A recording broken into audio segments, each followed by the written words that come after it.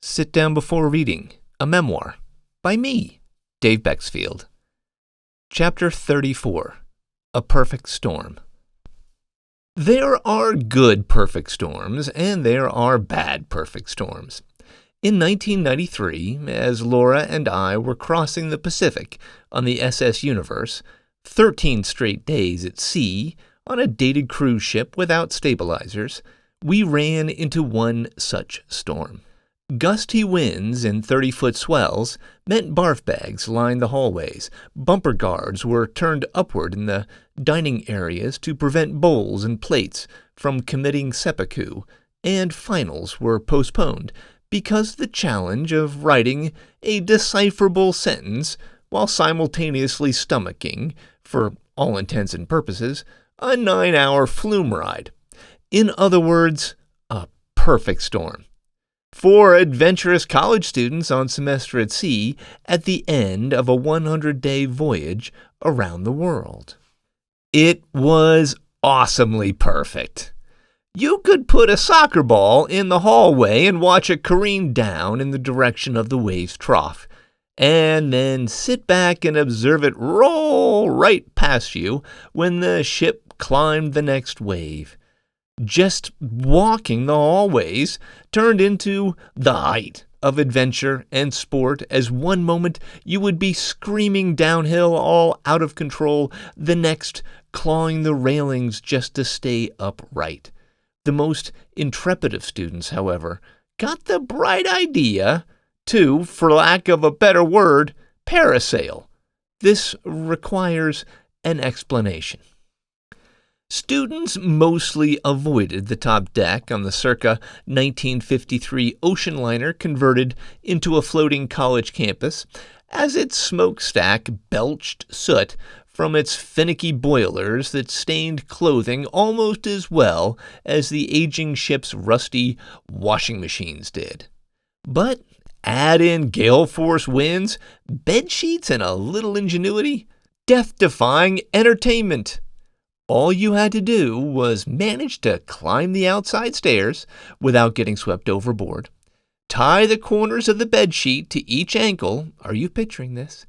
Grab the other two corners with your hands behind your back to create a sort of cape, turn carefully into the wind, then, while spreading your arms to turn your sheet cape into a sail, jump and take flight, taking care to let go of the bedsheet and land back on the top deck before you got swept overboard. Miraculously, everyone lived, defying Darwin.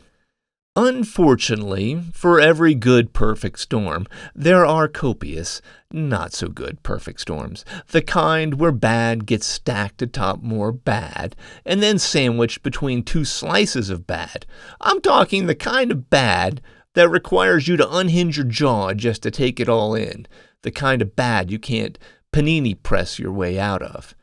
That's what myriad specialists have warned that Lyme disease has turned into, a perfect storm.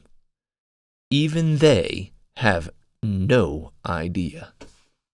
Perfect storms form gradually, methodically. The menacing clouds and whipping winds always appear manageable at the time, never alarming enough to prick up the hairs on the back of one's neck. In medicine, researchers have repeatedly studied how these metaphorical storms gather, often a cavalcade of compounding errors before critical failure is realized. The description has become so ubiquitous, so overused in healthcare, that there has even been pushback for using the term, as the conclusion of the 2020 article, Not a Perfect Storm, in the New England Journal of Medicine, tries to make clear. If we treat each new epidemic as a perfect storm, it becomes that much harder to build the conviction that we can prepare for the next crisis. The path to strengthening our public health infrastructure will be challenging and will require systemic change.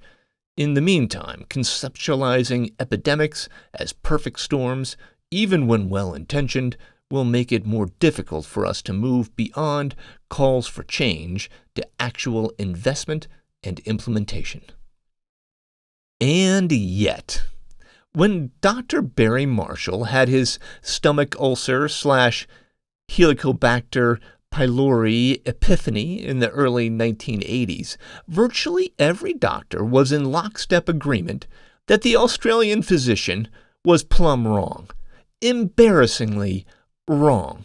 You'd have to be a gullible sucker to swallow that nonsense wrong. He told a podcast that it was such a tradition of believing that stress causes ulcers, really going back for nearly 100 years, that nobody questioned it anymore. After all, it was inconceivable that bacteria could survive in the deeply acidic stomach. But here's the thing. He reminds others Helicobacters in the gut had already been discovered by scientists in 1892. Then again in 1917, 1940, 1950, 1957, 1957 again, 1966, 1973, 1973 again, 1975, 1978, and 1979 before Dr. Marshall made his, quote, discovery. It was old news, really old news, but it was the 1940 discovery of twisty spirochetes in the stomach by Dr. Stone Friedberg, who later became a famous professor at Harvard, that received the full Lusitania treatment. The top pathologist in the United States at the time, Dr. Eddie Palmer at Walter Reed Hospital, released a report that torpedoed his findings, and others like it, for generations. None of the 1,180 specimens was found to contain spirochetes or any structure which could reasonably be considered to be one of spirochetal nature. Just one problem, observed Dr. Marshall. Unfortunately, he had incompetent researchers working for him. But it was too late. Most researchers had moved on, as nobody bothered about it. It was just useless information. Sound familiar? Contaminated specimens, spirochetes that can't be found, research that can't be replicated, scratches on the glass.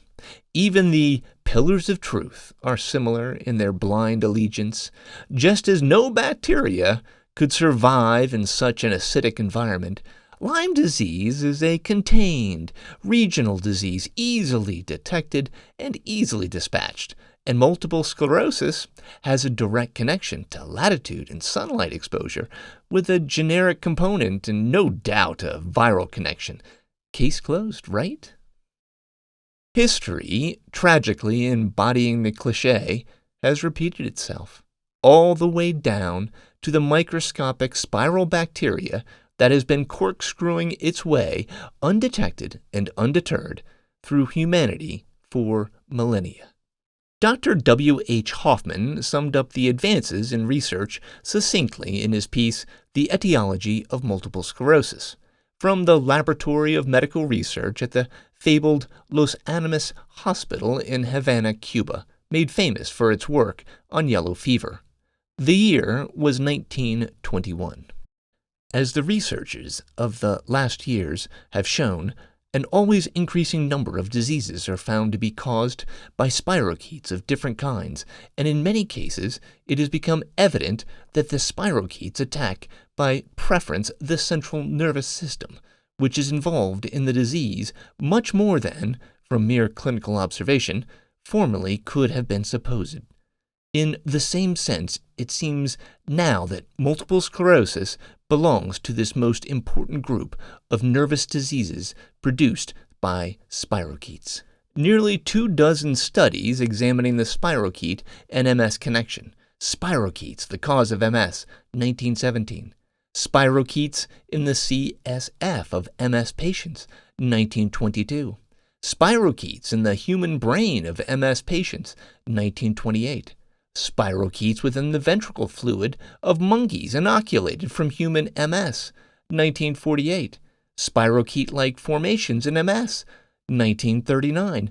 Acute plaques in MS and the pathogenic role of spirochetes as the etiological factor, 1952, to name a few, were published by a wide range of researchers in the decades leading up to Dr. Eichelson's seminal discovery in 1957.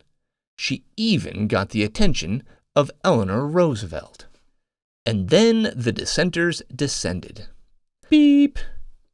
Failure to isolate Spirocheta myopathosa Steiner from cerebrospinal fluid in multiple sclerosis, 1958.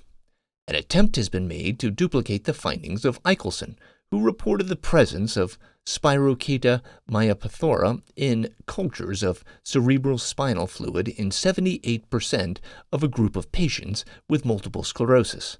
Studies in 32 consecutive cases of multiple sclerosis failed to reveal any spirochetes. The probability that this failure resulted from chance alone is infinitesimal. The spirochete and multiple sclerosis, 1958. Cultures on anaerobic medium were made of the spinal fluids of 27 patients with multiple sclerosis and 13 controls after the method described recently by Eichelson, where Eichelson found organisms resembling spirochetes in 78% of patients with multiple sclerosis. We found some form of what appeared to be a living microorganism in 18.5%. The control fluids were all sterile. The work requires confirmation and amplification. Is multiple sclerosis caused by Spirocheta myopathosa Steiner, 1959? Using techniques very similar to those proposed by Eichelson, a study was made of 28 persons with well-documented diagnosis of multiple sclerosis and 14 persons with other conditions which involved the central nervous system. We attempted to isolate a spirochete similar to the one which Eichelson claims to have found. We were unable to confirm her work. The possibility that this result could have occurred by chance alone is statistically invalid. Cerebrospinal fluid culture in multiple sclerosis, 1959. Cultures of cerebrospinal fluid from 12 patients with multiple sclerosis and 14 patients with other disorders, of which 9 and 11, respectively, were considered satisfactory, remained negative for evidence of growth of spirochetes during the periods of incubation of at least 30 days. The failure to obtain growth of spirochetes in cultures of cerebrospinal fluid specimens from patients with multiple sclerosis is at striking variance with a previous report of positive cultures in 78% of such cases. That last study was published in the New England Journal of Medicine. By the time that Dr. Kurland, himself a long believer that MS was caused by a virus, delivered his talk at the Miami Beach Public Health Gathering in 1962, the very idea that MS could be associated with a bacteria, particularly a spirochete, was DOA. After all, multiple studies had failed to replicate Dr. Eichelson's findings, so why beat a dead horse? Despite a plethora of papers published since with salaciously bold claims, multiple sclerosis is a chronic central nervous system infection by a spirochetal agent, 1988. Bacterial infection as a cause of multiple sclerosis, 2002. Chronic Lyme borreliosis at the root of multiple sclerosis. Is a cure with antibiotics attainable, 2005. The hypothesis has never been seriously revisited. Never. When new research comes into play, in this case, the very existence of Lyme disease and the revelation that bacterial spirochetes fuel the disease and are spread by ticks, one would think that researchers would reevaluate related research, including research that was considered settled. After all, without this form of checks and balances, easily avoidable missteps might get compounded. Obvious opportunities to catch errors could get missed. Flagrantly flawed assumptions erroneously may even get elevated into canon. Alas, the trifecta hit. They were individually compounded, missed, and elevated. Although Lyme disease was discovered in Connecticut in 1981, the lion's share of cases at the time of its discovery occurred in nearby states, like New York and Pennsylvania. Indeed, in 1988, New York State alone accounted for 56% of the cases nationwide, with Westchester and Suffolk counties racking up an eye-popping 44%. Cases in Pennsylvania were no doubt at the time also circulating at an aggressive clip, as today the state routinely leads the U.S. in cases of Lyme disease. Before Lyme disease started spreading more widely across the United States and around the world due to a confluence of factors, it was intensely local, all the way down to the county, even city level. Like real estate, location matters in Lyme disease. It matters a lot. People who come down with Lyme invariably have at least one of two things in common. They live or lived in an area with Lyme-infected black-legged ticks, or they visited such an area, for example, Northern Europe from South Africa. This truism, crucially, also applies to where patients are located when participating in clinical trials. Even armchair researchers should be able to see where this is going. It took all of 5 minutes, 10 tops, to get to the root of the problem.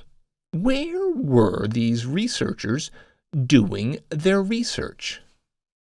In the 1950s, bacteriologist Rose Eichelson drew her patients, 76 diagnosed with multiple sclerosis, along with 28 negative controls, from the surrounds of Philadelphia, as little as a 2-hour drive from Westchester County, New York, and less than 4 hours from the popular beaches of Suffolk County and its tourist hotspots like the Hamptons, Fire Island, and Montauk.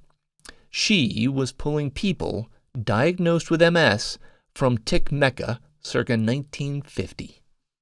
But Vermont in the 1950s? Highly unlikely to have any cases. Rochester, Minnesota? Not for another decade or two. Chicago? A stretch. San Francisco? Doubtful, except among the cosmopolitan wealthy enough to enjoy cross-country air travel. These seemingly random locations were home to the very studies that purportedly debunked Dr. Eichelson's discovery of spirochetes in the spinal fluid of MS patients. Only Berkeley researchers out of California detected a smattering of maybe spirochetes, 18.5%. The others lay goose eggs, wholly predictable results. If you knew about Lyme disease and the habitat for the ticks that carry the disease. These conflicting studies were all deeply flawed and fated to fail at replicating Rose's discovery, given that they studied patients outside of tick endemic areas. And because of their exceedingly small sample sizes, with just a few corkscrew misses, the conclusion that, quote, the probability that this failure resulted from chance alone is infinitesimal turns laughably probable. The unfortunate Custer confidence among medical researchers sure runs deep. Even Rose's shocking finding of 78% of MS cases being positive for spirochetes gets dinged due to scale, as chance can work both ways in research. That is, a small sample size can result in missing the true prevalence in a population on the low side or the high side. All my estimates and analysis consistently point to a clear and repeatable number. Approximately 30% of cases currently diagnosed as multiple sclerosis are, in fact, Lyme disease. While this is a worldwide average, the true misdiagnosis rate by region will fluctuate, and potentially wildly if one were to rewind 60, 70 years. Indeed, it is reasonable to assume that all the research studies highlighted above were largely accurate at the time for their regions. The small San Fran sample pool of just 5 positive cases of a, quote, living microorganism no doubt included transplants from the Northeast. And Dr. Eichelson likely stumbled on a relative river of Lyme cases in her native Pennsylvania, skewing her numbers higher than expected. The perfect storm reigning on Rose's multiple sclerosis research extends far beyond the laboratory and clinical trials, with these elusive spirochetes being extremely challenging to detect even in today's time. It will take significant financial resources and technology to reliably search out and pinpoint the corkscrew marauder. But without the anticipated benefit of billion-dollar drug sales, no pharmaceutical company is going to invest in trying to find the bacteria, especially one that could swipe massive profits away from existing drugs that treat MS. In the U.S., that leaves the federal government as the responsible party, the federal government that just disbanded its tick-borne disease working group. The funding, authorized by Congress as part of the 21st Century's Cures Act, was approved for only 6 years, because that's approximately how long it takes to cure stuff, apparently.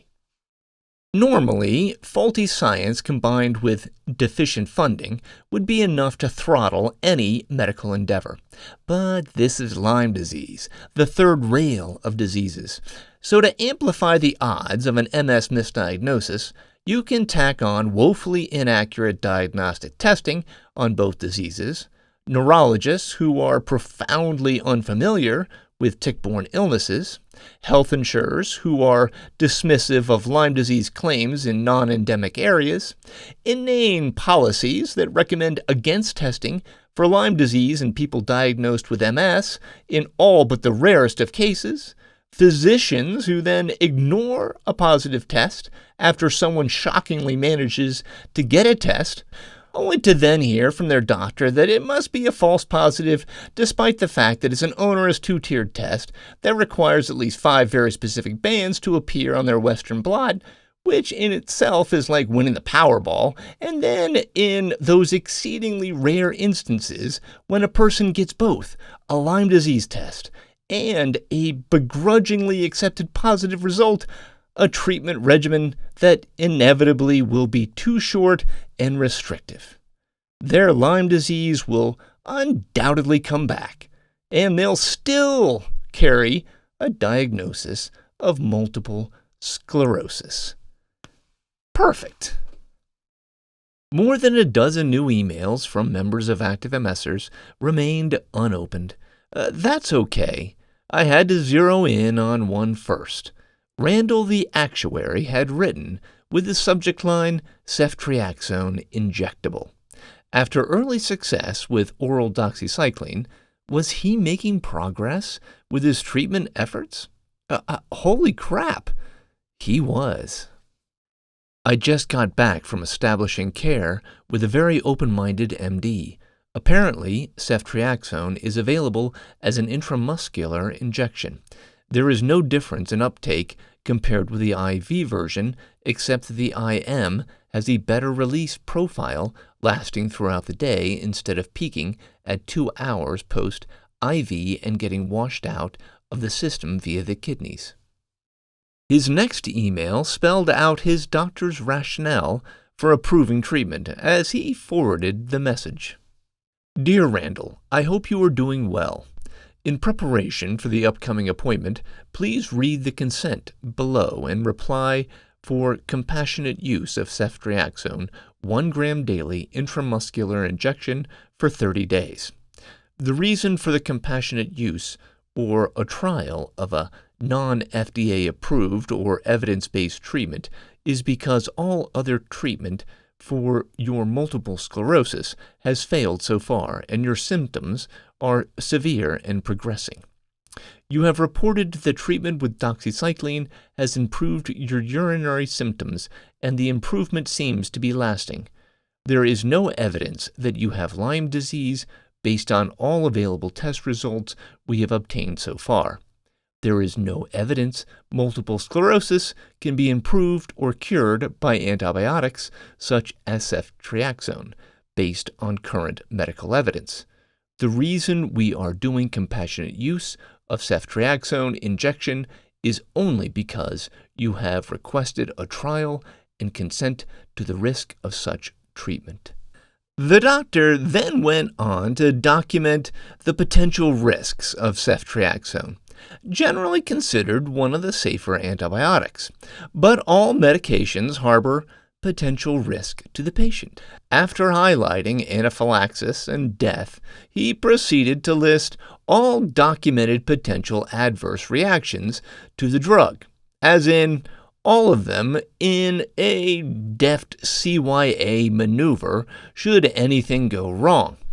He concluded by reminding Randall that this compassionate treatment with ceftriaxone is requested by you and completely voluntary on your part, and you are accepting the risks and consequences of ceftriaxone injection as discussed. The treatment wasn't covered by insurance. His first injection would be in his clinic. He'd be closely monitored throughout the course of antibiotics and for 6 weeks afterward, and the doctor could pull the plug at any time and for any reason. Capiche? He capished. I'm not the jealous type, at least not usually, but damn, if my attempts with UNMH were ultimately to flatline, at least I had an alternative. Dr. Alternative, one of the few physicians willing to take the risk and treat me. Then, finally, after an interminable wait following my infectious disease appointment, let's call it a day or two, I was particularly antsy, my cell phone started ringing. Caller ID said it was UNMH. It must be scheduling. I was worried there would be a delay, but no, they were clearly on top of my case. It was your standard COVID screening call before any medical appointment, a call I always ace because Laura and I have been religious about avoiding any possible risk, especially given that I was days away from treatment. I could almost recite the questionnaire verbatim. Are you experiencing any symptoms? No. Have you had any recent exposure that you know of? No. See you soon. Mr. Bexfield, are you experiencing any COVID symptoms? Nope. That's good to hear, said the UNMH representative. We are doing contact tracing, as the infectious disease doctor you saw recently was just diagnosed with COVID. What did she just say? That's not how the screening call was supposed to go. Not at all. The doctor responsible for initiating my IV antibiotics now had to get treated and overcome COVID. I still did not have a scheduled infusion date, and our 30th wedding anniversary, my promised deadline to my wife to start treatment, was only 10 days away. Oh, the humanity! I swear Max Pruss had it easier. Mr. Pruss captained the Hindenburg. He survived. Will I?